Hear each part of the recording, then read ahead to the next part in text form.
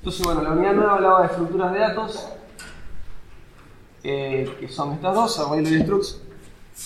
Arreglos le habíamos visto en pseudocódigo y la clase pasada vimos, por un lado, la sintaxis propia de C++ para hacer lo mismo que hacíamos en pseudocódigo. Por otro lado, algunas pocas operaciones nuevas que podemos hacer ahora en C++ que antes no. Vamos derecho a los resúmenes, así empiezo después con struct. Pero como para refrescar un poquito lo que habíamos visto en la clase pasada. Para representar arreglos habíamos dicho que íbamos a usar el tipo vector. Yo les había comentado, hay múltiples formas en C++ de representar un arreglo. En particular nos vamos a traer esta. Y les recomiendo que por ahora usen siempre esta, y si ven bibliografía que sugiere otra forma, no se metan con eso. Más adelante veremos las variantes, pero de momento esto es lo más fácil para empezar. Entonces, es un tipo de dato que se llama vector y que hay que ponerle entre mayor y menor cuáles van a ser los elementos del vector. ¿Sí? Al igual que en pseudocódigo, el vector era homogéneo, todos los elementos del vector son del mismo tipo. Para declarar un vector, que sería más o menos como el dimensional inicial de pseudocódigo, se lo declara como toda variable poniendo el tipo de dato y el nombre. Bueno, el tipo es vector de algo. Vector de string, vector de flotante, vector de entero, de lo que sea. Y cuando lo declaramos teníamos varias opciones, pero las tres formas más comunes de inicializarlo son no decir nada, y este es un vector vacío que tiene 0 elementos, pero vimos que después le podemos ir agregando, le podemos cambiar el tamaño. Entonces, a priori parecía que no tuviera sentido, pero en la práctica resulta útil un vector vacío y después le vamos agregando. Si yo ya sé la cantidad, le puedo dar una cantidad y un determinado valor que coincida con este tipo, y entonces este vector va a tener 10 posiciones y van a estar todas inicializadas con el 0 flotante. Y la tercera alternativa era tener una lista de valores prefijados.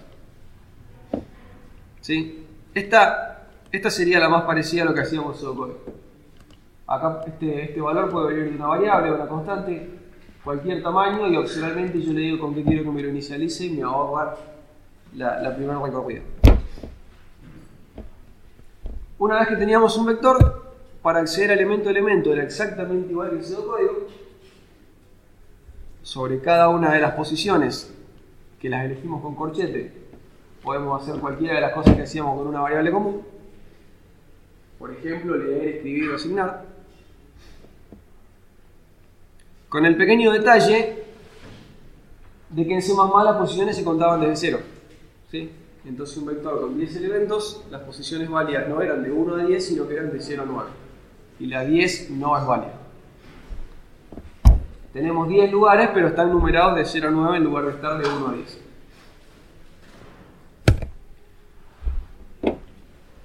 Y entonces, teniendo esas dos cosas en cuenta, que accedo a cada elemento con el corchete y el índice, que el índice empieza en 0 y va hasta justo antes del tamaño, lo puedo recorrer. ¿Sí? Y algo interesante que tenían estos vectores es que les puedo preguntar el tamaño. El tamaño no es parte del tipo de dato. El tipo vector de float sirve para un vector de 1, 10 o 15 millones de flotantes, no importa. A cada vector en particular, yo con puntos ahí le pregunto, por ejemplo, B1 me daría 0, B2 me daría 10, B3 me daría 4.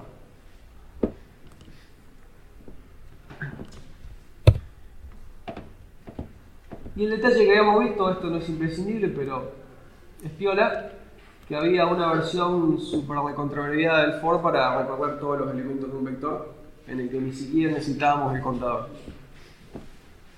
Esta versión abreviada, que uno se puede dar cuenta que es esta y no la original, porque en lugar de tener las tres partes separadas por punto y coma, tiene dos partes separadas por dos puntos, donde esta variable va a ir representando cada uno de los elementos de este vector.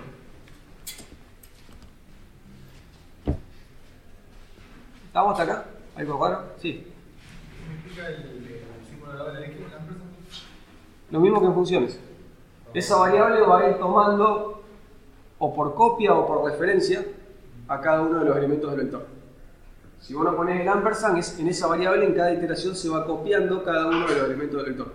O sea, en la primera iteración tenés copiado el 0, en la segunda el 1, en la tercera el 2. Pero es copia, vos modificás X y no pasa nada. En cambio, si pongo el ampersand, es referencia.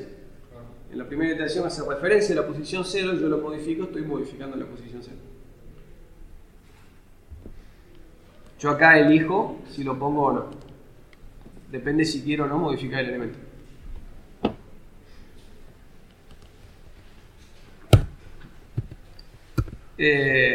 Bueno, y después habíamos visto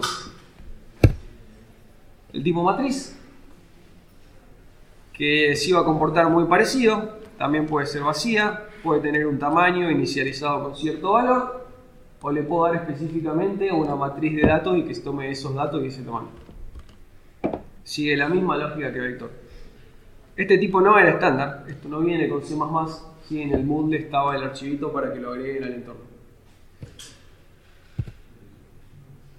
Digamos que C++ estándar no trae una matriz. Y sorprendentemente nunca la extrañamos. Muy rara vez uno programando en cero necesita una matriz. Parte de lo que vamos a ver en la clase de hoy es la respuesta a por qué. Al igual que pseudocódigo, con un par de índices accedíamos a elementos, también en base 0. Un detalle es un par de corchetes para cada índice y no son separados por coma. Una cuestión puramente de sintaxis, pero bueno, que al principio, como vimos acostumbrados a lo otro, siempre nos equivocamos. Y al igual que el vector, le puedo preguntar el tamaño, en este caso con dos for porque son dos dimensiones. El detalle es que cada vez que le pregunte el tamaño, le tengo que decir cuál de las dos dimensiones es la que quiero saber el tamaño. ¿Sí? Digamos que si el alto o el ancho. Pasándole al size o un 0 o un 1. Pero en su mayor, dentro de lo posible, es una extensión directa de cómo funciona el vector. Y después teníamos un par de operaciones que no funcionaban, no existían en pseudocódigo y que acá en C++ las vamos a poder hacer. Que por un lado es copiar todo un vector o toda una matriz de uno a otro. ¿Sí? Mientras los vectores sean del mismo tipo, la copia vale. Y esto quiere decir que B1 se va a ajustar en su tamaño para que tenga la misma cantidad de elementos de B2 y se va a copiar uno por uno todos los elementos. ¿Sí? El igual hace todo eso automáticamente. Y el hecho de que funcione la copia hace que los podamos pasar a funciones o devolver de funciones como cualquier otra cosa. ¿Sí? Así que eso está bueno. Todo lo que vimos en funciones aplica perfectamente para estos vectores. Podemos pedirle nosotros que cambien el tamaño para agrandar o para achicar, para cualquier lado, no importa. Si un vector tenía un determinado tamaño, yo puedo hacer resize. Si era menos de 10 se agregarán lugares, si era más de 10 se borrarán lugares. Queda exactamente con 10. Lo mismo en una matriz, dándole ancho y alto. Y un caso especial de esto era cuando queremos agregarle un elemento del vector al final, que es un caso habitual. Cuando, por ejemplo, leemos sin saber la cantidad, podemos empezar el vector vacío y a medida que vamos leyendo ir agregando al final. ¿Sí? Esta es una versión abreviada de hacer un resize que me agrande en 1 el vector y en esa posición nueva me ponga el valor que acabo de leer. ¿Sí? El pushback entonces lo hacía de 1. Esto agrega al final. Primero hace un resize de tamaño más 1 y luego en esa última posición guarda el valor que leí. Vector tiene muchísimo más que esto, pero en esta materia nos vamos a quedar acá y los detalles los veremos más adelante. Sí. Entonces, los elementos de un vector o una matriz en la memoria no necesariamente se almacenan juntos, o sea, puede... Sí, sí se almacenan juntos. O sea, agregándolo al final, digamos, o sea, agregándole un elemento, digamos, tiene que haber tenido un tamaño determinado, ¿me explico? O sea, sí, a ver, se tienen que almacenar juntos porque si no se almacenan juntos no sería fácil saber dónde está cada uno. Cuando vos en un vector de 1 millón de elementos le decís quiero el 5322, ¿y a dónde está si no están uno al lado del otro? En cambio, si están uno al lado del otro, vos sabés que si empieza acá y cada uno ocupa, no sé, 10 bytes, 5532 por 10 y voy exactamente donde está el que quiero. O sea, el hecho de que sean homogéneos es para eso. Si tienen el mismo tamaño y están uno al lado del otro, yo con una regla de 3 sé exactamente dónde está cada uno. El compilador con una regla de 3. Eso se tiene que mantener. Ahora, ¿qué pasa a nivel memoria cuando vos te reservaste, no sé, un espacio de poner, no sé, 100 para 25 enteros, 100 bytes, y de pronto querés agregar 10 más? En realidad, en la práctica, si yo en un determinado lugar de la memoria me hice una reserva de 100 bytes y luego quiero extender esto a 100 más, si yo había reservado hasta acá, nada me dice que esto ya no lo haya tomado otro. ¿Sí? Esa clase de problemas las resuelve automáticamente el vector. ¿Sí? En particular, en la primera unidad de la materia que viene vamos a estudiar cómo lo hace. Pero sí es importante notar que resize y pushback no son gratis.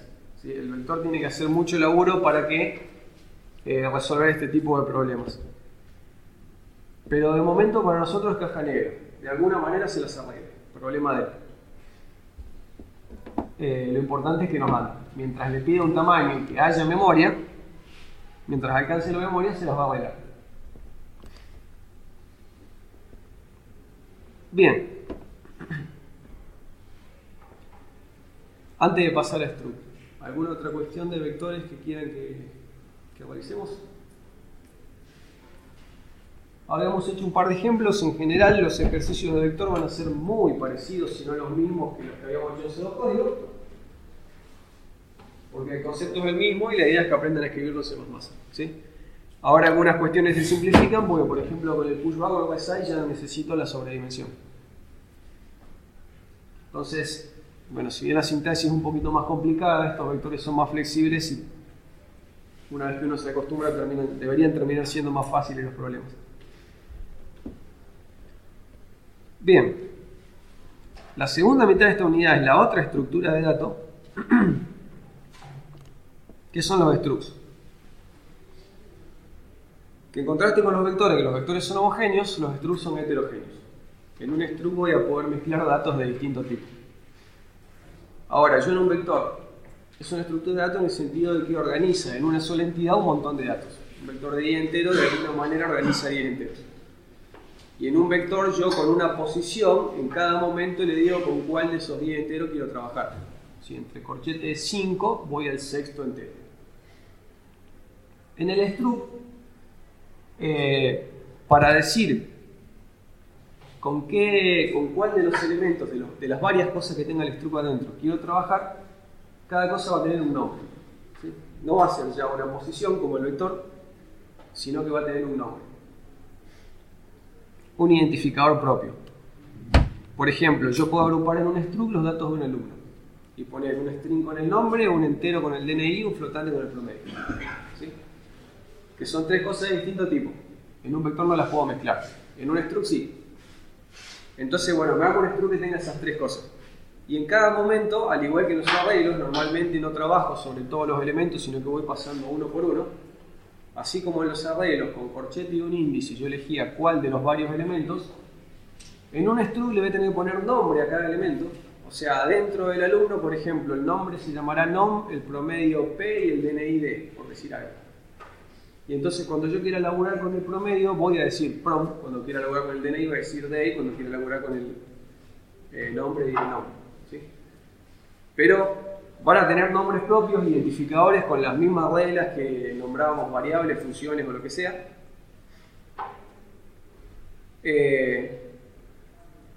Pero entonces, para crear un struct ahora hay que hacer dos pasos, no es tan directo como en un vector. Repasemos primero lo básico. ¿Cómo se declara una variable de cualquier tipo en C++? Por ejemplo, un entero de nombre X. ¿Cómo lo declaro? Tipo de variable. Bien. Tipo de variable, lo primero que va es el tipo. Por ejemplo, un entero yo diría int y luego el nombre de la variable. ¿Sí? Tipo y nombre. Esto se respeta siempre. Opcionalmente, acá podría venir una inicialización. Por ejemplo, igual 0. ¿Sí? De momento, obviemos esto y quedémonos solamente con la declaración. Tipo y nombre, siempre es así. Dije un entero porque es lo más fácil y primero lo aprendimos, pero según lo que vimos en la clase pasada, de la misma manera, en lugar de un entero, declaro muchos agrupados en un vector. ¿Se ve? Y en el compilador, cuando yo digo entero X, tipo y nombre, no necesito decir más nada, porque el compilador ya sabe que es entero, porque entero es parte del lenguaje. ¿Sí? Dijimos que los tipos que me aparecen en azul ya están. Ya vienen dados y no hay que hacer nada. Los tipos que me aparecen en negro como vector no existen a priori. Esto no compila. ¿Sí? Vector no está declarado. Sino que todo lo que esté en negro hay que decir cómo está hecho. No es algo que viene armado. Sin embargo, cómo está hecho vector ya está dicho en una biblioteca estándar. Entonces yo me incluyo esa definición y ya tengo definido vector. ¿Sí? Esto no está en azul. Esto no viene con el núcleo del lenguaje, pero ya hay un archivito que lo define. Entonces yo incluyo ese archivito y listo. Ya alguien definió vector por mí. A partir de entonces puedo empezar a usar vectores sin ningún problema. Ahora esto compila. ¿Sí? Pero bueno, este fue un tipo de dato que acá adentro alguien tuvo que definir. Alguien tuvo que decir qué tiene, cómo funciona, qué hace, qué es. Con los struct nos va a pasar algo parecido. Cuando yo quiero representar los datos de un alumno, voy a tener que crear un nuevo tipo de dato que adentro tenga, por ejemplo, un nombre, un DNI y un promedio, ¿sí? Para luego con ese tipo de datos poder crear una variable. Entonces yo en algún momento voy a poder decir, no sé, alumno A. Y voy a estar creando una variable que no va a ser ni entero, ni vector, ni nada de lo que conocíamos. Va a ser de tipo alumno. ¿Sí? Yo tengo que decir que es alumno. Bueno, ahora vamos a aprender a decir que alumno es un struct, que es una cosa que adentro puede tener mezclas de tipos. ¿Cómo digo eso? Bueno, la palabra clave es struct, de ahí viene el nombre. ¿Cómo se va a llamar mi struct? ¿Y qué va a tener adentro? Por ejemplo, nombre, promedio y no sé, edad, cualquier cosa. Como para meter una mezcla de tipos. Acá yo estoy diciendo, cuando yo hago esto todavía no está apareciendo nada en mi programa. No estoy creando una variable. Estoy diciendo, cuando más adelante necesite un alumno, el alumno tiene esta forma. ¿Sí? Pero todavía no hay ningún alumno. Le estoy avisando al compilador cómo va a ser un alumno si en algún momento lo necesito. Acá abajo, cuando le digo, bueno, ahora sí créame un alumno al que le voy a llamar A, ahí lo uso. ¿Sí? Arriba estoy definiendo cómo es el tipo de dato. Hay un tipo de dato que en realidad es una unión de tres cosas. Y entonces acá créame una variable de ese tipo. Esto adentro va a tener las tres cosas. ¿Sí? El tamaño de eso va a ser la suma de estas tres partes. Hasta puede que más, no importa, problema del compilador. Va a tener mínimamente estas tres cosas adentro. Pero es importante esto, lo hago en dos pasos. Primero tengo que decir qué forma tiene un alumno para luego poder crear efectivamente una variable de tipo alumno. ¿Se ve?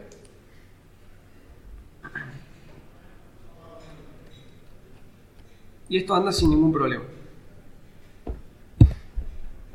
Y entonces, cuando yo tengo una de esas variables, así como en mi vector dijimos que con una posición accedíamos a los elementos, acá voy a acceder por nombre. Y entonces yo, por ejemplo, puedo cargar, no puedo querer cargar el alumno, ¿sí? Esto no vale, tanto como no vale para un vector querer cargarlo entero. Un vector se carga elemento por elemento. El struct se va a cargar campo por campo, o atributo por atributo, o propiedad por propiedad, depende en qué traducción vean la palabra que usen, miembro por miembro. Hay muchas formas de llamarle. Pero bueno, cada una de estas partecitas por separado. Y la sintaxis, lo que haría las veces de corchete acá es el punto. Punto nom, estoy accediendo al nombre que está dentro del alumno. ¿Sí?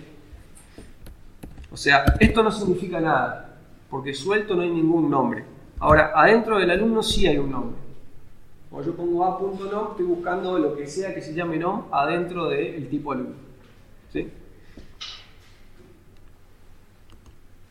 Fíjense que es parecido cuando al vector le poníamos .size, pero sin los paréntesis. El punto tiene el mismo sentido. Estoy buscando algo, antes era una función, ahora es una variable que está dentro de una estructura. ¿Sí? Y de esa manera, por ejemplo, yo puedo cargar y luego mostrar el nombre. ¿Sí? De esa manera yo puedo proceder con cada una de las cosas que haya declarado adentro del estructura. ¿Se ve? Pero siempre confunde esto. La declaración es en dos partes. Yo acá defino un tipo de dato y eso no crea absolutamente nada. Hasta que alguien no cree una variable de ese tipo, eso no sirve para nada.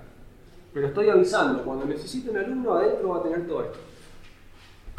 Y entonces, luego en el main o en cualquier función que declare un alumno, el compilador sabe que adentro tiene que tener todo esto. ¿Cómo entro? Con el punto. ¿Se ve? Que si no me equivoco es lo que seguía acá. Bueno, hay un ejemplo ahí muy parecido. Cada parte tiene un identificador propio. ¿Sí? Ahí está en azul. Estas cosas no tienen por qué ser del mismo tipo. Puede que sí, puede que no, como a mí se me cante, pero en principio es heterogéneo. Y esto no es el nombre de la variable, sino del tipo de dato. ¿Sí? Entonces, una vez que yo hice esto, alumno queda habilitado como tipo de dato para que yo, de esta misma manera, tipo y nombre, declare una variable que ahora no es entero ni vector, sino que es alumno. Una vez que la tengo declarada, con el punto accedo a cada uno de los campos. ¿Sí? Ventaja sobre el vector.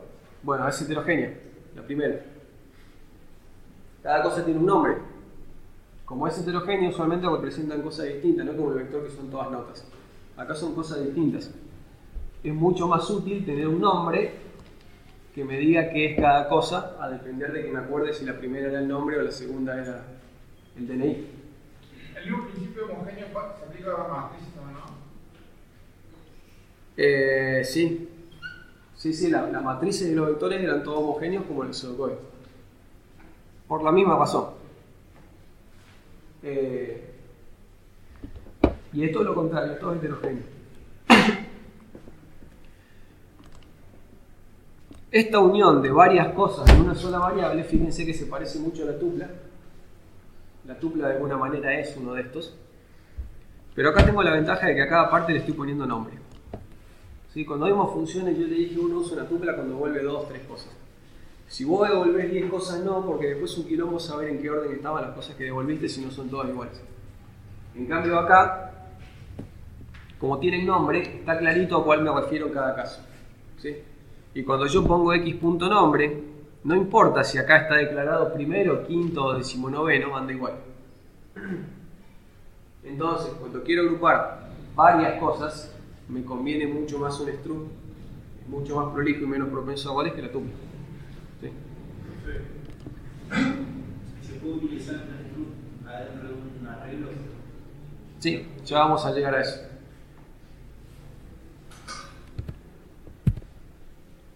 Ejemplos. Clásico ejemplo de la guía. Struct que represente, no sé, una fecha con día, mes y año, o una fracción con numerador, denominador, no sé, un número complejo con parte real, parte imaginaria. Los primeros ejemplos siempre van por ahí. Pongámosle que quiero representar una fracción, que en realidad una fracción está compuesta por 2 enteros. Ahí no me hace falta lo heterogéneo, ¿sí? Pero es mucho mejor. Y por otro lado, aunque ahora no es el problema, más eficiente, que en mi fracción yo tenga los 2 enteros de esta manera,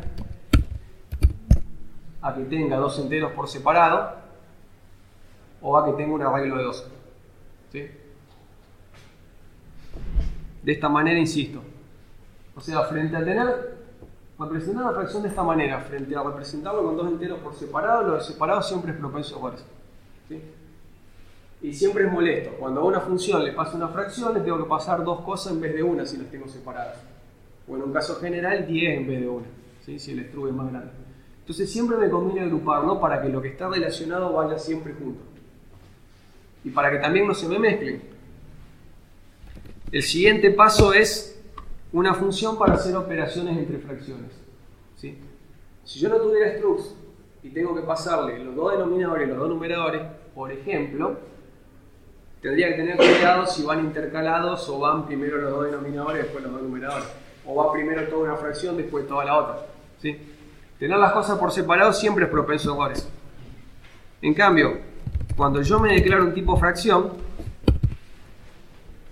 yo por ejemplo digo, vamos a empezar por una fácil. La suma de fracciones toma dos fracciones y devuelve una fracción. ¿Sí? Y ya veremos qué va acá. Pero por ejemplo, yo declaro mi función suma que haga dos fracciones f1, f2 y me devuelve una nueva fracción con su numerador y su denominador. ¿Se ve?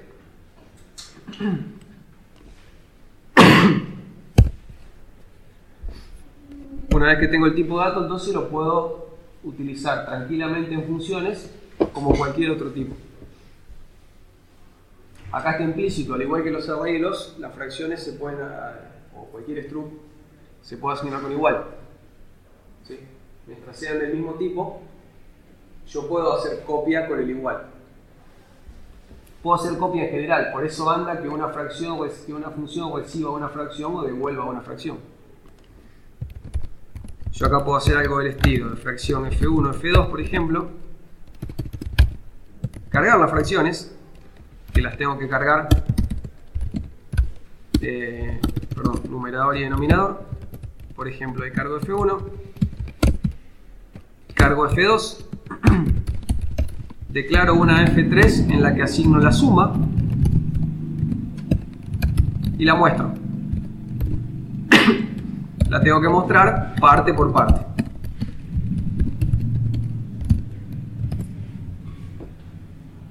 ¿Sí? Declaro dos fracciones, numerador y denominador en principio tendrán basura, enseguida el usuario me ingresa los datos que quiere que use. Y a la función se las paso directamente como fracciones. El numerador y el denominador de f1 ya van juntitos y de f2 van juntos. De la misma manera los resultados vuelven juntos. Y de alguna forma es una función que retorna más de una cosa. ¿Sí? A nivel código retorna una sola cosa que es una fracción. Pero valía adentro tiene dos enteros.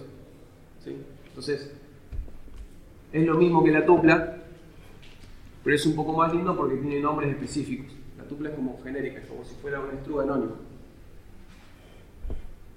Mientras que acá les estoy dando nombres específicos y eso hace que el código general sea mucho más fácil de leer y manipular. Y acá dentro, como siempre, una función que devuelve algo, tengo que crear el resultado, asignarlo, que en este caso el asignar, habrá que asignar por separado numerador y denominador, y devolverlo. ¿Sí? ¿Cómo se suman fracciones?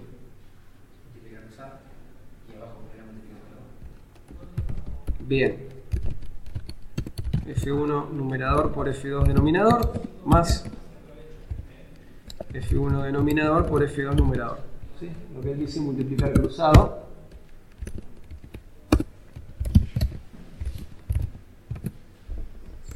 Que en realidad es a F1 multiplicar la arriba y abajo por el denominador de F2 y al revés a la otra para que tengan un denominador común y podamos sumar las partes de arriba. ¿Sí? Eso viene de matemática, pero no saben la cantidad de parciales donde me escriben esto. Si lo pedimos en un parcial y más de la mitad hace esto. No es un error de programación, es de matemática, pero bueno, a esta altura ya debería estar claro. Entonces, por ejemplo, la función que me vino la fracción con numerador y denominador todavía adentro, bueno, con el punto voy sacando cada una de las partes para hacer la operación que corresponde.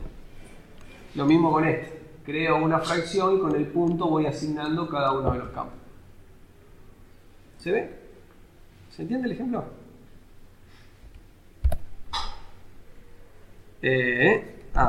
Les puse nombres más largos. Vamos a cortar. Bien.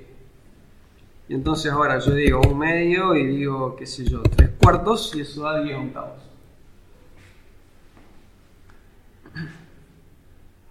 ¿Está bien? ¿Cuánto da 1/2 más 3/4?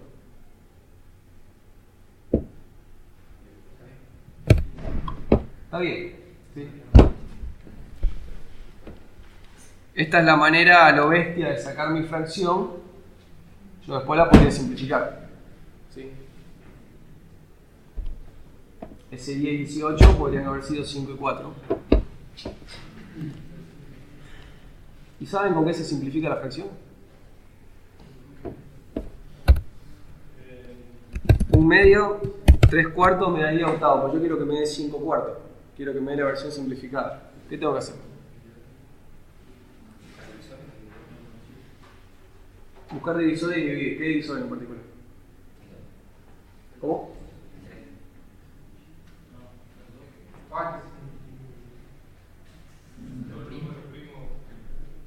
Sí, pero en general, qué sé yo. 10 se puede ir por 2, por 5. ¿Cómo elijo?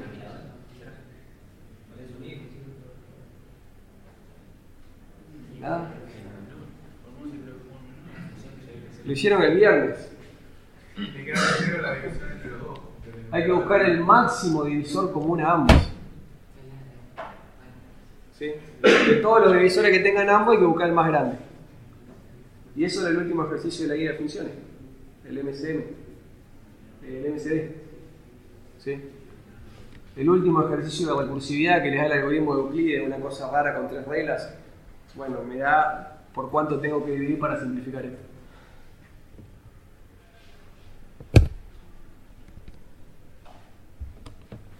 Así que bueno, si quisieran poner esto bonito, lo que tienen que poner es el último ejercicio de la guía de funciones. Lo que tienen que agregar. De momento quedémonos así para la memoria.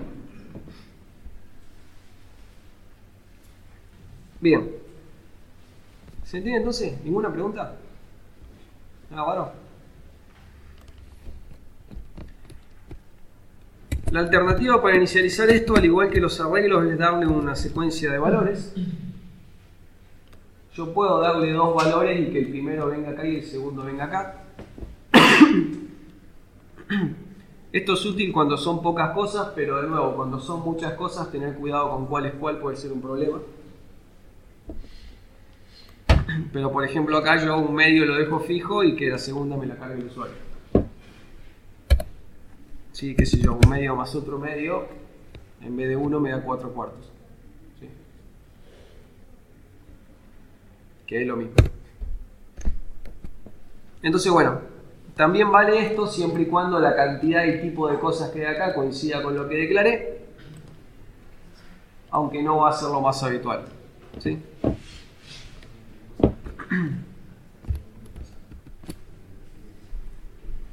Entonces bueno, este ejercicio en realidad me pedía que haga las 4 operaciones para mostrar la sintaxis con una me alcanza y en realidad lo tienen en la guía, así que las otras 3 las van a hacer este viernes o el que sigue.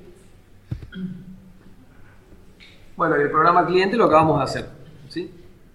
Este acá, donde las fracciones las puedo cargar yo, que cargarlo de esa manera sí, sería exactamente lo mismo que hacerlo de esta otra, ¿sí?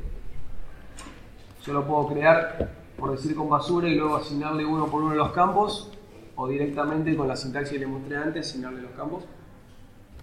Esto es un poquito más claro en el sentido de que sé cuál es cuál, ¿sí? Pero las dos valen. Okay. Bueno, volviendo entonces al ejemplo. Les decía, declaro el tipo de dato y luego lo puedo usar para crear variables, para definir argumentos de función, valores de retorno, lo que yo quiera. Con este tipo de dato creo entonces una variable y luego campo por campo le voy cargando o leyendo o calculando o lo que sea los valores. ¿Sí? Cuando yo pongo, por ejemplo, r.num, esto es un entero. ¿Sí? Esto es una fracción. Cuando yo elegía dentro de la fracción un determinado campo, ya no es más una fracción, ahora es en este caso un entero. ¿Sí? Num es un entero. Y entonces puedo hacer lo mismo con cualquier entero, no importa que venga de una fracción, o que haya sido un entero suelto, o que haya sido una posición de una regla. ¿Sí? Una vez que tengo un entero, vale lo mismo de siempre. Entonces lo único que hay que saber es desarmarla a la fracción con el punto. Y nada, lo demás es ser prolijo y tener cuidado. Ya vamos a ver cómo se complica esto. Pero las reglas, creo que podría cortar la teoría acá, no hay prácticamente más nada. O sea, lo que queda es complicarla empezando a mezclar un poco todo. Ahora, ya vimos todas las reglas de arreglo, de tipos en general, en unidad 7, vimos después de todo lo de arreglo, ya vimos todas las reglas de struct. Ahora vamos a armar expresiones un poco más complejas, horribles en algún sentido, como para ver cómo analizarlas y cómo aplicar rigurosamente esas reglas. Pero bueno, cuando uno empieza a mezclar, van a ver ahora algo que parece difícil, no es difícil, solo es engorroso. ¿Sí? Es como si en matemática me dan una ecuación de 3 renglones donde son todas suma, resta, multiplicación y paréntesis. No hay nada difícil de hacer, salvo tener cuidado de no poner mal un signo, no arrastrar un error en el segundo paso o no contar mal un paréntesis. ¿Sí? En esencial no son operaciones complicadas, pero hay que tener cuidado, ser prolijo, disciplinado es la palabra al hacer análisis o describir estas cosas, para no perderse. Pero bueno, ya sabemos que vector es un tipo de dato y que entre las llaves meto otro tipo de dato, ¿sí? Y por ahora no hay ninguna restricción sobre lo que puedo meter ahí adentro. Entre llaves puedo meter entero, como puedo meter string, como puedo meter un struct, como puedo meter otro vector. Cualquier tipo de dato vale ahí adentro, ¿sí? De la misma manera, con struct declaro un struct y acá tengo que poner variables de cualquier tipo, el que yo quiera. Ahí adentro puede haber otro struct, puede haber un vector o puede haber tipos más simples como estuvimos haciendo ahora, ¿sí? Pero en esencia no hay restricciones de cómo combinar uno con otro. Yo puedo anidar estas cosas una dentro de la otra tanto como yo quiera. Entonces, si yo por ejemplo tengo un struct para organizar los datos de un alumno, yo luego puedo hacer un vector de alumnos y tener los datos de 10 alumnos, ¿sí? Entonces ahora X me representa nombre, apellido, todo de 10 alumnos. Nombre y DNI, perdón. En una sola cosa entonces tengo los datos de todo el curso. Primero con un índice tendré que elegir cuál alumno voy a, no sé, leer o escribir o lo que sea. Y una vez que, porque esto es primero un vector. Entonces lo primero que tengo que hacer es poner un índice para elegir un alumno. Una vez que puse un índice, como era un vector de alumnos, si yo digo, por ejemplo, x corchetes 3, estoy en el cuarto alumno. Ahora tengo un alumno. Y entonces un alumno es un struct. Con el punto tengo que acceder a los atributos, ¿sí? Y así voy avanzando. Entonces, por ejemplo, me parece que acá el ejemplo era cargar las notas. Como x es un vector, yo le puedo preguntar el tamaño y me va a decir que son 10 alumnos. Así que voy a hacer un for que recorra cada uno de los 10 alumnos. Insisto, cuando yo diga x es un vector de alumnos. Cuando yo elija con corchetes y, es el 10º alumno. ¿Sí? Dejó de ser un vector. Cuando yo puse corchete y, dejó de ser un vector y ahora lo que tengo es un alumno. Como un alumno es un struct, si quiero acceder a su dato tengo que poner punto nombre o punto DNI. ¿Sí? Entonces, este es el vector. Cuando elegí un dato, dejó de ser un vector y ahora lo que en realidad tengo es un alumno. Y como un alumno es un struct, le tengo que poner punto nombre o punto DNI para poder operar sobre las partes de ese struct. ¿Se ve eso? Las reglas son siempre la misma, pasa que es muy fácil perderse cuando esto se empieza a complicar de qué es cada cosa. Entonces, bueno, X era el abuelo, XY es un alumno, XY.nombre es el nombre de ese alumno. ¿Podemos hacer al revés? ¿Puedo volver un segundito atrás? Sí. Esto después se sube todo, ¿no? No, sí, pero para tenerlo. Podemos hacer al revés. Recién pusimos un struct adentro de un vector. Ahora ponemos un vector adentro de un struct. Y entonces este struct, para representar un curso, adentro tiene dos cosas. Pongámosle que el código del curso, o el nombre, o lo que yo quiera, y un vector, por ejemplo, con los DNI de todos los inscritos. ¿Sí? Entonces yo ahí en ese struct estoy guardando algo que identifica cuál es el curso y algo que identifica cuáles son los alumnos. Como los alumnos pueden ser cualquier cantidad, ese algo es un vector. Y entonces acá hice el alineamiento de array. Cuando yo creo un curso, estoy creando todo esto, estoy creando un código que está dentro del curso y un vector que está dentro del curso, con un pequeño detalle bastante molesto. Cuando yo creo el curso, el vector se crea con 0 elementos. Y no hay forma fácil de hacer que sea de otra manera. No hay una forma fácil por ahora de decir quiero que el curso se cree con 10 elementos o con 50 elementos. ¿Sí? Siempre los vectores que anidemos en el struct, siempre, hasta la unidad 2 de la materia que viene, los vectores que anidemos con el struct aparecen vacíos. ¿Sí? Y después o le hacemos un resize o le hacemos un pushback. Pero con la sintaxis que vimos hasta ahora no hay una forma fácil de que se inicialicen con un tamaño determinado. ¿Y hacer una pregunta?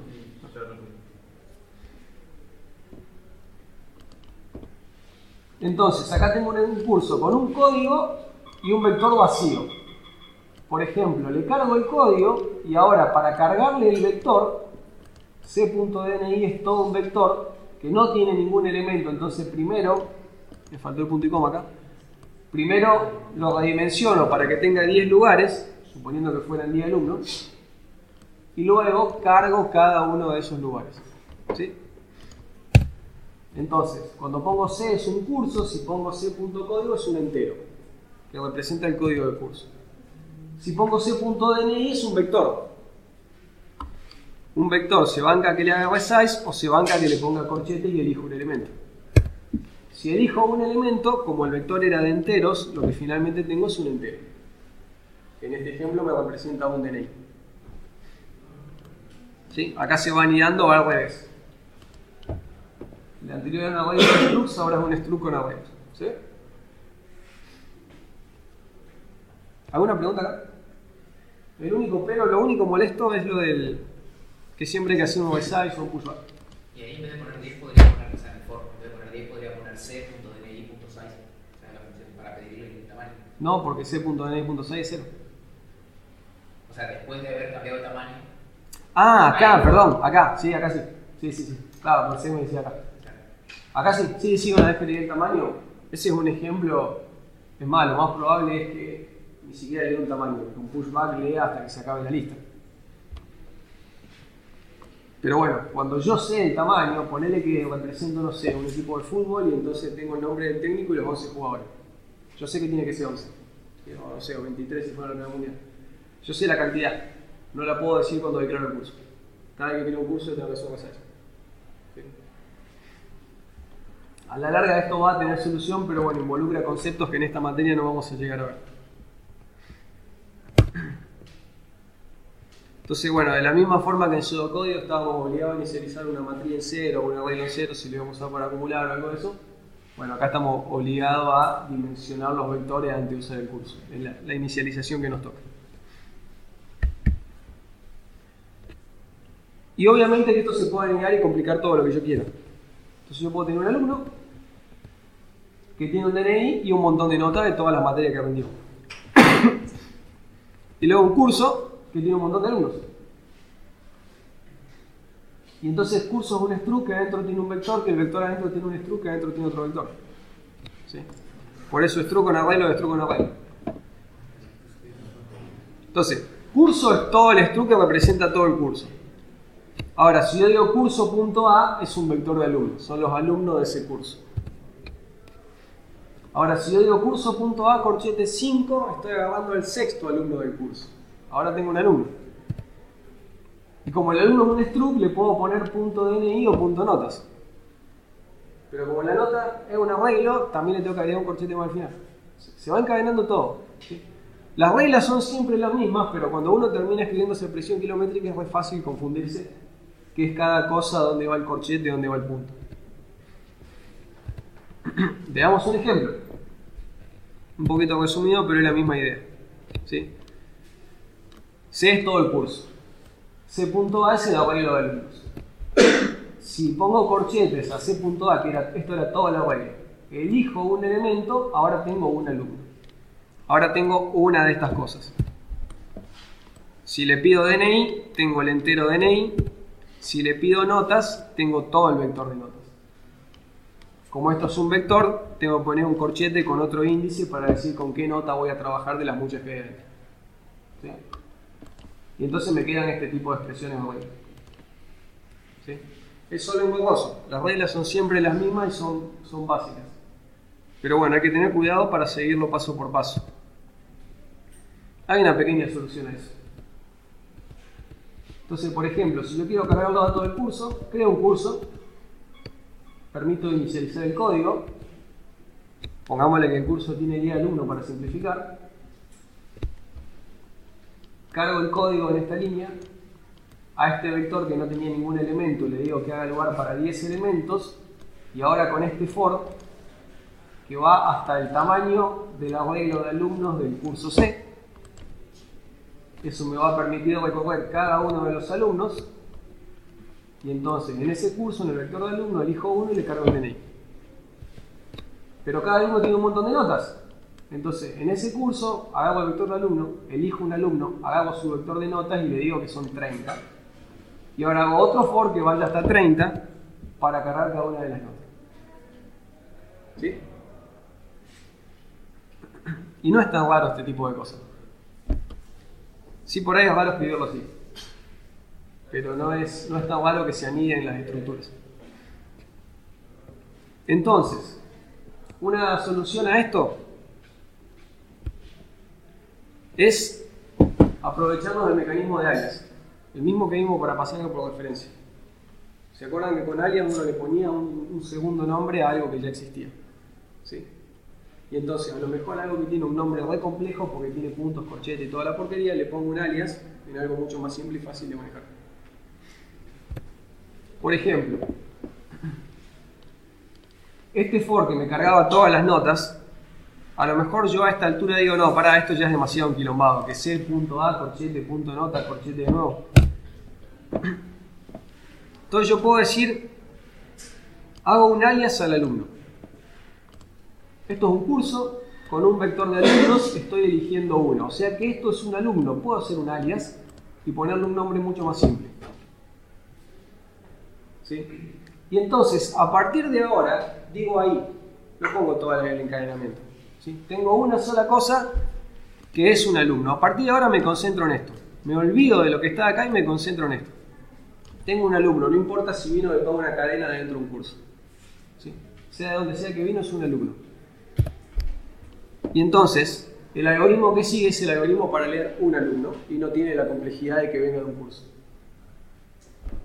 Leo la nota, leo el DNI, redimensiono el vector de notas y leo cada una de las notas. ¿Se ve? El mecanismo de alias no solo está bueno para funciones, también en estos casos.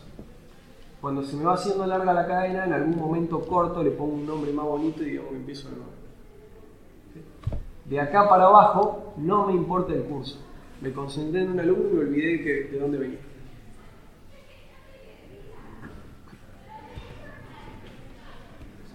Y esto se puede aplicar en todos los niveles. Yo puedo hacer un alias al vector de alumnos y ahora decir tengo un vector de alumnos y no me importa si estaba suelto, venía de un curso, de dónde salió. Para cargar un vector, si sé el tamaño, le hago un resize y recorro sus elementos. Pero cada elemento es un alumno. Entonces me hago un alias y ahora me concentro en que tengo un alumno y no me importa si vino de un vector, de un curso, de dónde vino. Ahora tengo que cargar un alumno. Y entonces me olvido del vector, me olvido del curso, del 10, todo, y digo, bueno, ¿cómo se carga un alumno? ¿Sí? Bueno, se le lee el DNI y se le inicializa un vector de notas. O volver a hacer lo mismo. Le pongo un alias y ahora digo, bueno, tengo un vector de notas, un vector de enteros. ¿Cómo se carga un vector de enteros? Si sé el tamaño, le doy un tamaño, hago el for y los leo. ¿Sí? En ninguna expresión hay anidada a dos niveles. Si nivel de por medio voy metiendo un alias y lo que me permite el alias es olvidarme de lo que traía y ir simplificando el problema. ¿Sí? A medida que me voy metiendo, el alias me va dividiendo. Si de acá para arriba el curso me importaba, de acá para abajo el curso no se menciona nunca más. De acá para abajo es con alumno la cosa. Ahora, cuando llegué al vector de notas, de acá para arriba me importaba el alumno, de acá para abajo no. De acá para abajo mi problema es cómo cargo un vector de notas y el alumno me olvidó por completo. ¿Se ve? Sea que lo hago acá, o sea que realmente esto es una función, cargar notas, también valdría. Lo importante o lo que está bueno es un poco hacer esa división y no tener que lidiar con toda la cadena. ¿Sí? Porque en una cadena como la que teníamos antes, qué sé yo, cuando uno llega a algo de este estilo, por ejemplo, es muy fácil confundirse la I con la J. ¿Sí? Ese tipo de cosas son muy comunes. Porque si yo me confundo el corchete con el punto, no compila. Está todo bien. Ahora me confundo de ahí con la J y sí compila y hace cualquier cosa porque estoy mezclando todas las posiciones. Entonces, bueno, sea con funciones o aunque sea mínimamente con el alias, si a medida que voy avanzando voy simplificando mi expresión, tengo menos posibilidad de meter la pata. ¿Sí? Acá me concentro en un solo índice y la I no aparece en ningún lado. ¿Se ve? Entonces, bueno, si bien esto no es obligatorio, cuando vayan a anidar está bueno tener este truco bajo la manga porque me simplifica muchísimo el código. Vemos un par de ejemplos. Struct para presentar una fecha. Otro clásico. Hay momentos donde a la fecha me conviene tenerla toda pegada para hacer las operaciones de comparar, calcular diferencia en años y esas cosas. Y hay momentos donde me conviene tenerla por separado. ¿Sí? En particular, es probable que en la interfaz la fecha esté por separada. Cuando vos programa te pide una fecha, no se la das toda pegada. Le das día, mes y año. ¿Sí? Entonces, en realidad, a veces es más conveniente tenerla como día, mes y año separado y pegarla al momento de hacer una operación, pero guardarla como separada. ¿Sí? Y lo ideal es un struct. Entonces, ¿qué tendría mi struct fecha adentro? Día, mes y año. Día, mes y año. ¿Sí? Pónganle si quieren nombres más largos. Da lo mismo. Acuérdense que la ñ no vale.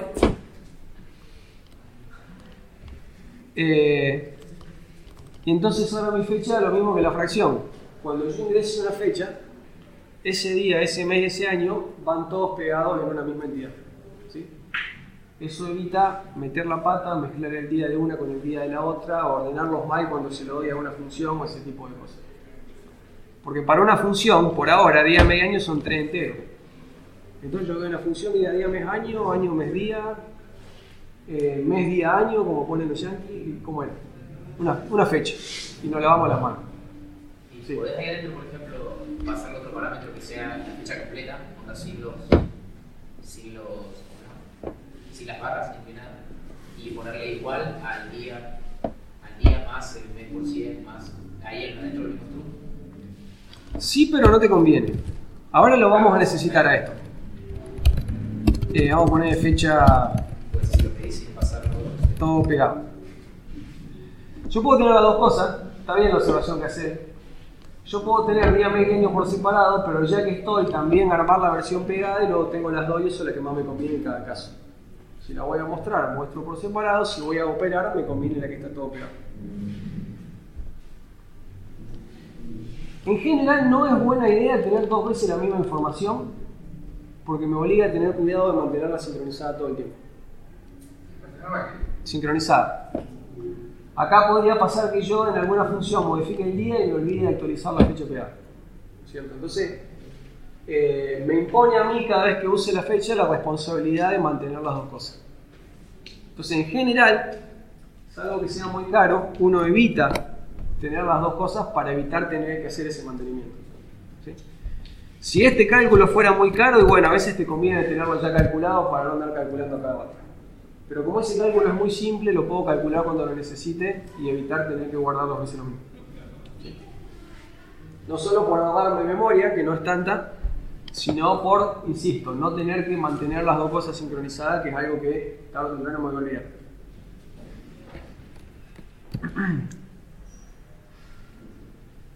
Entonces,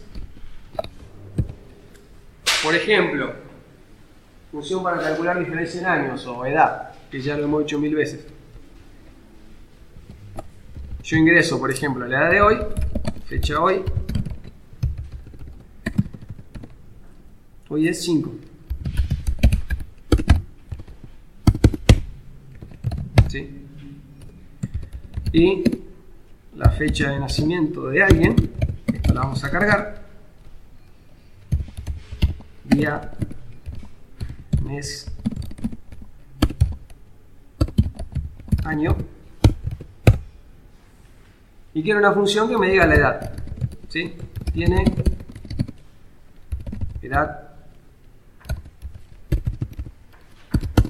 El enunciado decía diferencia en años entre la fecha de hoy y la fecha de nacimiento.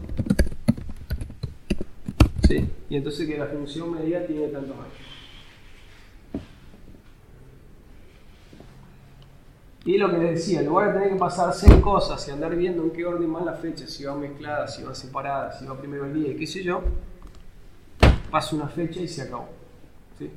Y adentro de la función, como ya vimos, accede, this year recibe 2 fechas. ¿Sí? Entonces yo pongo fecha, la fecha de hoy y la fecha de nacimiento. No hace falta que tenga el mismo nombre, pero bueno, son nombres representativos. Y como lo que me devuelve es una edad, en este caso la edad no es una fecha, la edad es un entero. ¿Sí? Entre 2 fechas hay tantos años, bueno, ese tantos es un entero. Y yo acá adentro accedo a los elementos por nombre. La forma más fácil de calcular la edad era pegando las fechas, poniendo año, mes y día y haciendo la resta. ¿Se acuerdan? Si comparo los años y luego los meses y luego se me hacen varios if anidados que siempre algún camino se olvida. Vale, pero es más largo y más propenso a error. La más fácil era pegarlas y hacer la resta derecho. Entonces yo necesito la fecha toda pegada de hoy. Vamos a poner una P de pegado. La versión pegada de la fecha de hoy. Y en este caso, por ejemplo, para simplificar me puedo hacer una función que diga, bueno, agarra esta fecha y calculame el número grande que tiene todo pegado. ¿Sí? Y lo mismo de la de nacimiento. O sea, es eso que antes me dijeron, ¿y por qué no lo pongo acá? Bueno, pues tenía que evitar mantenerlo, porque acá cuando hice la lectura inmediatamente tendría la responsabilidad de inicializarlo y calcularlo y etc. Mientras que como es fácil de calcular, lo puedo pedir cuando lo necesite y si no lo necesito no jodo. ¿Sí? Y entonces, por ejemplo, me hago una función que me lo calcule cuando lo necesito y listo. Y entonces luego, si hacíamos hoy menos nacimiento, sobre, y acá era 2 ceros por el día y 2 ceros por el mes.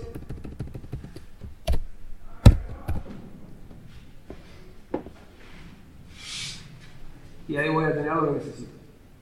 ¿Sí? Porque esto, por ejemplo, 2018, hoy dijimos que era 0605, y pongámosle, no sé, la fecha de nacimiento de mi perro, el 10 de mayo. Si yo hago esa resta, ¿sí? Esto me da 001 algo. ¿Sí? Como... ¿está bien esto? No, así. Bien mal. 605 menos 510 me dará algo, 2017 menos 2018 me da 1.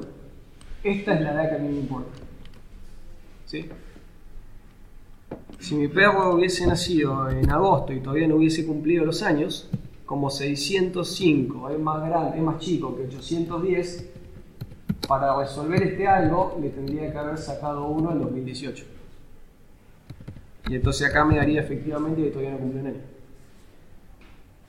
¿Se ve? Esto funcionaba de esa manera. Entonces el número tenía al principio la diferencia de años que a mí me interesa y acá algo. Esto no es necesariamente la diferencia en meses. Es algo que sobra y que con el dividido 1000 lo hago desaparecer. No necesito truncar porque como estoy trabajando con enteros, los decimales directamente ni existen. ¿Sí? En pseudocódigo teníamos que truncar, bueno, acá no hace falta, porque al trabajar con variables enteras, la división ya automáticamente es truncada. Y lo único que me faltaría entonces sería esta función, que para pegar una fecha,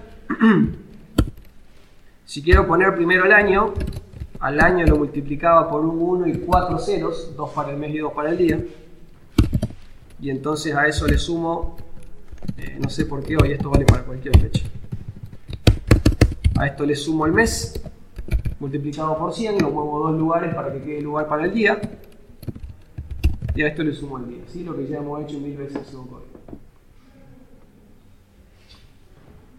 ¿Sí? En vez de ponerlo acá esa información, bueno, me hago una función fácil que cada vez que lo necesito lo tengo ahí a mano y listo.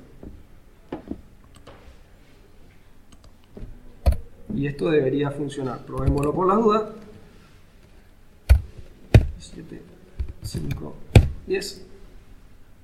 Ok, eso no estuvo nada bien. ¿Qué pasó?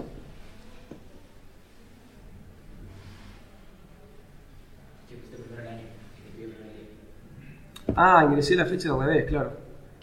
Pedí día, mes y año. Va. 10 de mayo de 2017. Ahí está, tiene ahí.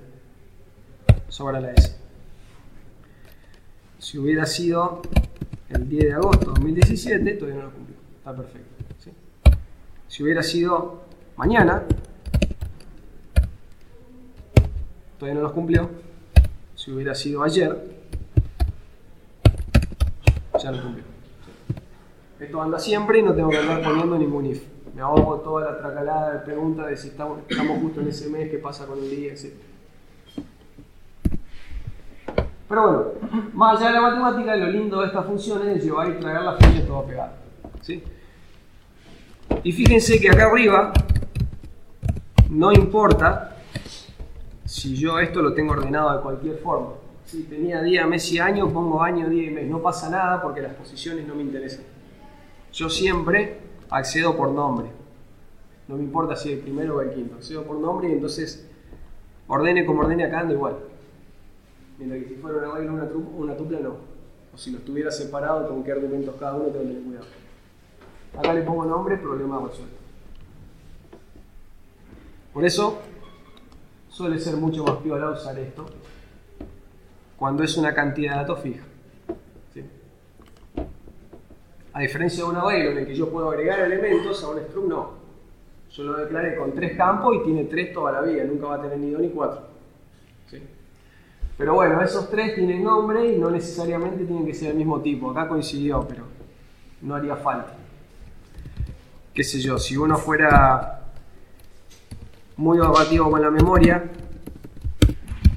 como para que los tipos sean diferentes, yo podría decir, bueno, como el día y el mes nunca van a más de 256, un char me alcanza, pero el año no.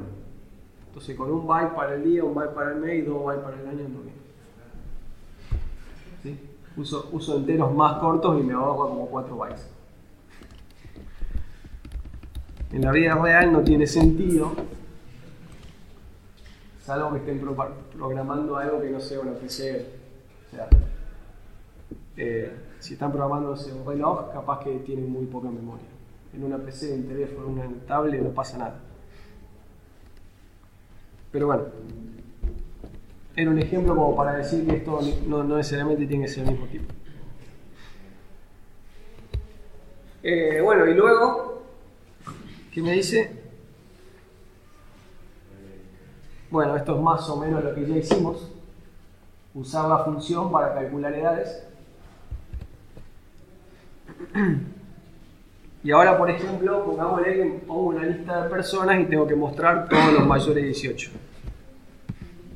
Como para hacer un ejemplo donde lo combinemos con vector. ¿Sí? Entonces, yo tendría la fecha de hoy, la voy a seguir necesitando. Y luego, por ejemplo, puedo cargar un vector de fechas, ¿sí?, para la fecha de nacimiento de todas las personas que necesito. ¿Sí? Si yo sé cuántas personas son, le doy el tamaño al vector, como este está fuera de un string, eso lo puedo hacer, si no usaría resize, y cargo día, mes y año para cada persona. ¿Sí? Si yo no sé cuántas personas son, ¿qué hacemos? Cuando no sabemos cuántos datos son, siempre tenemos algún valor especial que nos indica que se acabaron los datos y teníamos una estructura repetitiva que no va a ser un para porque no sé cuántas vueltas hay que dar, va a ser un mientras o un repetir, que vaya leyendo hasta que ingrese ese valor especial y me corte. ¿Sí? El valor especial lo elegía de forma que no se confunda con un dato válido. Entonces, por ejemplo, lo primero que leo de una fecha es el día. Y el día va de 1 a 31, nunca puede ser, por ejemplo, 0. Entonces yo elijo el valor 0 para cortar. ¿Sí? Y entonces, por ejemplo, leo un día. Si el día no es 0, leo el mes y año que corresponda,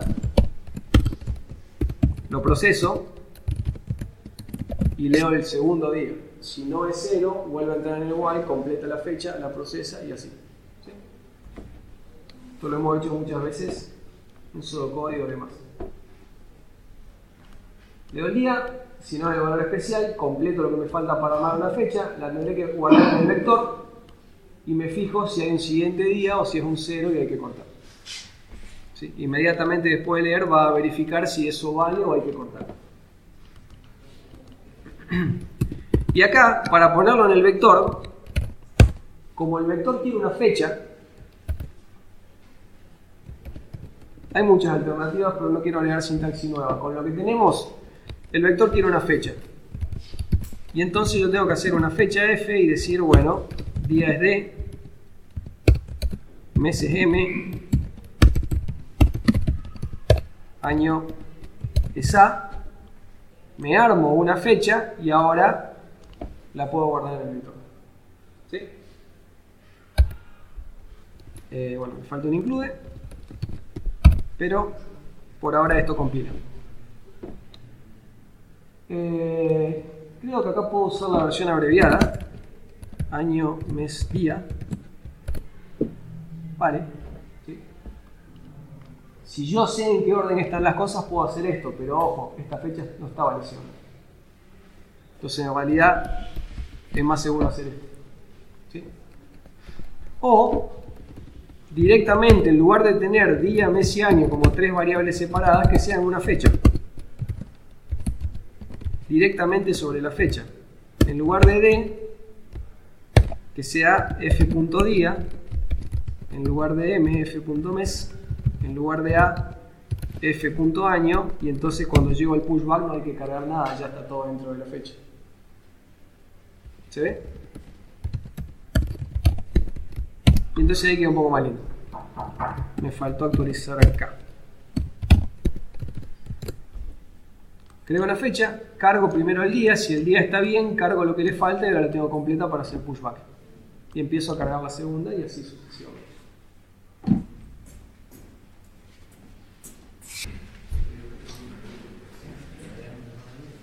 Bueno, seguimos.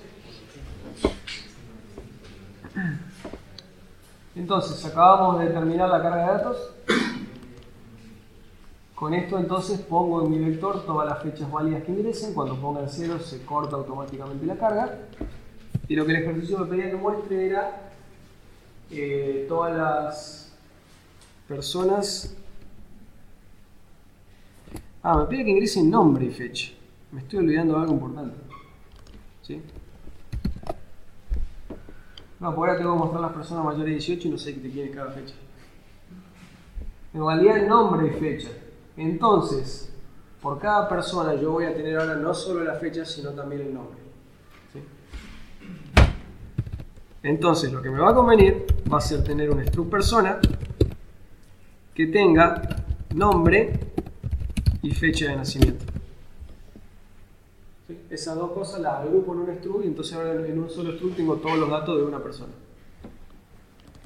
Y mi vector va a tener no solo fechas, personas completas. ¿Sí? Así que ahora tengo que ajustar toda mi carga de datos. Además de la fecha, hay que pedir el nombre. Esto está mal. En cada persona, adentro de la persona, hay una fecha que se llama nacimiento y esa fecha tiene un día. ¿Sí? Ahora estamos anidando. Adentro del struct persona hay un struct fecha. Entonces, si esto es una persona, con p.nac elijo la fecha que hay adentro de esa persona y en esa fecha, por ejemplo, cargo primero el día. Si ese día no es 0, puedo a esa fecha cargarle lo que le falta, que es el mes y el año. Y a la persona también lo que le falta, que es el nombre. Ahora tengo una persona completa, y lo guardo en mi vector, que ya no es de fecha, es de persona. ¿Se ve? ¿Sí? Mira el detalle del nombre. Y el nombre no estaría bien agregárselo a la fecha, no es parte de la fecha. Entonces hago otro struct para modelar una persona. Y en este caso los datos que me interesan de cada persona son nombre y fecha de nacimiento. Acá podría tener, en lugar de un struct anidado, tener 3 enteros, pero es mejor tener un struct anidado porque ya tengo hechas funciones para trabajar con fecha y entonces puedo utilizar todo eso. ¿Sí? Entonces, en general está bueno anidar por un lado para que esto no sea tan enquilombado, voy delegando partecitas, y por otro lado porque entonces puedo utilizar más las funciones. Bien, corregida la carga de datos para cargar personas y no fechas. Ahora entonces puedo tratar de mostrar dentro de este vector, desde la posición 0 hasta 6-1, si cargué 10 personas van de 0 a 9. A cada persona tengo que ver si tiene 18 años, lo cual equivale a preguntar si la edad de esa persona es al menos 18. ¿Sí? Si es al menos 18, la muestro. Pongámosle que muestro nada más que el nombre. Esto es un vector de personas, elijo una persona, la persona tiene nombre y fecha, elijo mostrar el nombre. ¿Sí? Ahora, para calcular la edad, no me acuerdo cuál fecha iba primero va la de hoy, esa es fija, segundo va la de la persona. Entonces, estos son un montón de personas, elijo una, ahora esto es una persona que tiene nombre y fecha, en este caso con el punto elijo la fecha. ¿Sí? Y la función se llamaba div. Entonces a esa función que hice antes le paso la fecha de hoy y otra fecha que en realidad viene de un vector. No es una fecha suelta, sino era la fecha de nacimiento de una persona que está dentro de un vector. No importa. Es como lo del alias. A la función, mientras acá le llega una fecha, no importa si estaba suelto o dónde viene. ¿Sí? Anda igual.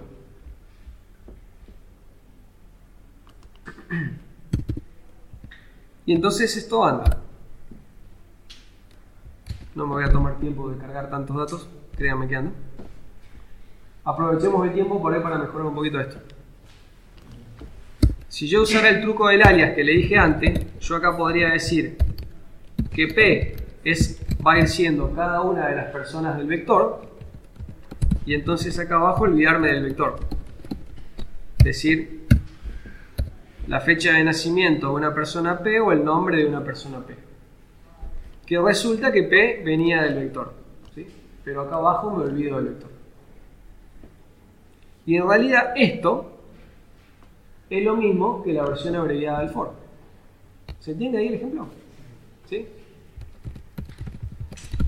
Esto es lo mismo que la versión abreviada del for, que esta, donde yo le digo, agarra este vector y anda tomando cada una de las personas.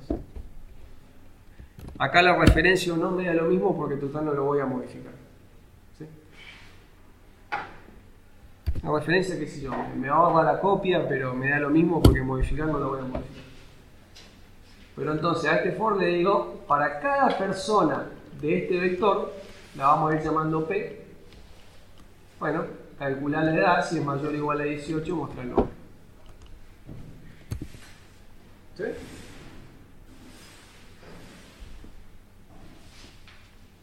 ¿Se entiende el ejemplo? ¿Sí?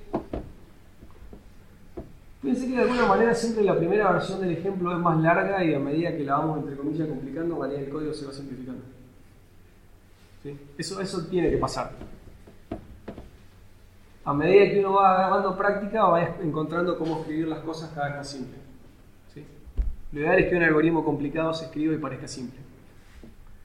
Entonces, bueno, este tipo de cosas como el tomar el alias o usar este for abreviado, qué sé yo, bueno, me permiten eso. Me permiten por ahí ir simplificando el código para que quede lo esencial. Esto tal vez alguien que no entiende C++ lo puede entender igual. Si tengo una iterativa que recuerda a personas, calcula diferencia en año y si es mayor de 18 muestra el nombre, es bastante más obvio lo que hace. ¿Sí? Y como no me importa la posición en que estaba, solo me importa la edad, no me importa si era el primero o el último, la i no la necesito, que ni aparezca. ¿Sí? El índice que recorre el vector no lo necesito. Quiero pasar por todas y punto, pero no me interesa la posición de cada una. Entonces, esta versión más corta directamente desaparece el índice. ¿Sí? Si no la uso, que no joda. ¿Se ve? ¿Se entiende? Y ahí llegamos, bueno, a un ejemplo que podría ser un ejercicio de parcial donde ya combinamos todo. Declaramos dos structs, anidamos uno dentro del otro, lo mezclamos con array, lo hicimos la carga de datos y la muestra. La carga de datos sin saber el tamaño, la complicamos un poquito ahí, pero con el pushback no hay que sobredimensionar, así que igual queda bastante piola. Lo único que no hay que perder de vista es qué es cada cosa. ¿Se ve? ¿Sí? Bueno, termina la materia. Eso es todo. La clase que viene no vamos a ver nada nuevo, como les dije, sino que haremos ejercicios de parcial si no proponen nada. Si se les complica algo en la práctica, traigan ustedes las consultas y trabajamos sobre eso.